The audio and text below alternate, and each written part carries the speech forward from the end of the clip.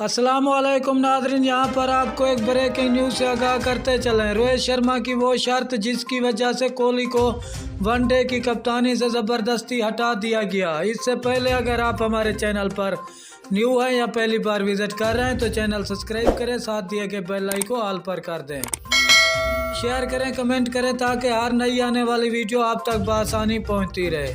तो नाज़रीन चलते हैं वीडियो की तरफ। बीसीसीआई ने विराट कोहली को वनडे क्रिकेट टीम की कप्तानी से हटाकर रोहित शर्मा के हाथ में टीम की क़यादत सौंप दी।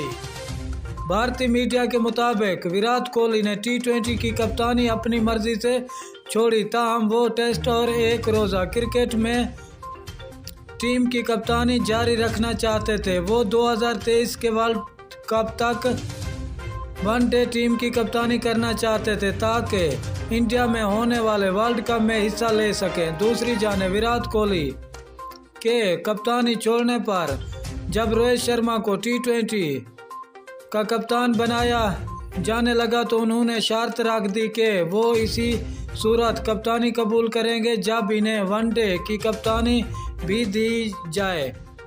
इसके बाद बीसीसीआई ने कोहली को वनडे की कप्तानी से मुस्ताफ़ी होने के लिए 48 घंटे का टाइम दिया था और इनके मुस्ताफ़ी ना होने पर इन्हें ज़बरदस्ती फारिग कर दिया गया।